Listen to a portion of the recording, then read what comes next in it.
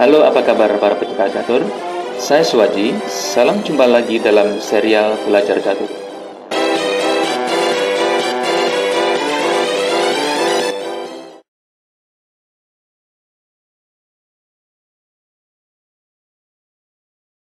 Para pecinta catur sekalian, biasanya setelah selesai babak opening, seringkali kita bertanya, apa langkah selanjutnya?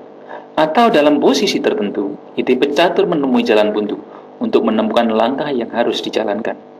Nah, 6 langkah berikut perlu Anda ketahui ketika Anda dalam posisi tersebut. Pertama, skak. Kedua, pertukaran. Ketiga, memberi ancaman. 4, memperbaiki posisi. 5, menempatkan buah ke yang lebih aktif. 6, menjaga dari ancaman. Oke, supaya lebih jelas, marilah kita tampilkan dalam papan peragaan. Baiklah, kita mulai. Putih melangkah E4 dengan tujuan membuka jalur untuk gajahnya bisa keluar ya, dan juga menterinya. Di samping itu putih juga menduduki dan mengontrol petak-petak pusat ya.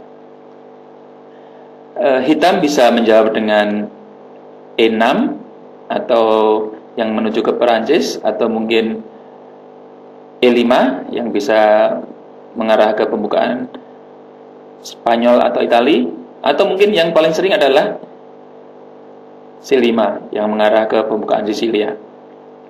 Di sini coba kita langkahkan ke peta E5 ya, sama. Hitam juga membuka jalur buat gajahnya untuk bisa keluar dan juga jalur untuk menterinya. Kemudian putih menjawab dengan kuda F3, mengaktifkan perwiranya untuk maju ke medan perang, juga menyerang buah hitam, pion di peta E5. Kemudian hitam menjawab C6, mengaktifkan perwira kecilnya atau kuda, sekaligus menjaga pion yang diserang di peta E5. Putih melangkah gajahnya ke peta C4 yang menyerang jantungnya pertahanan hitam di sini, sekaligus mengaktifkan perwiranya. Hitam juga melakukan hal sama, mengaktifkan gajahnya dan menyerang juga jantung pertahanan putih. Putih melangkahkan pionnya ke D3, membuka jalur untuk gajahnya dan juga memberi bantuan terhadap pion yang di E4. Hitam menjawab dengan langkah F6, mengaktifkan kudanya dan juga memberikan peluang untuk rokade secepatnya. Putih melangkahkan gajahnya ke G5, mengepin menteri di sini dan juga menyerang kuda ya, mengancam kuda. Kemudian hitam melangkahkan pionnya ke D6 untuk mengaktifkan gajahnya. Nah, inilah posisi yang akan kita bahas lebih lanjut. Seperti yang kita sampaikan tadi, seperti yang saya sampaikan tadi, ada 6 hal yang perlu kita pikirkan sebelum melangkah setelah opening.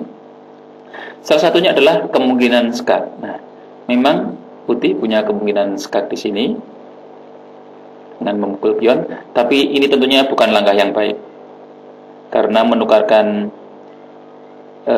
perwira yang nilainya 3 dengan buah yang nilainya 1 bukanlah langkah yang tepat dalam permainan catur.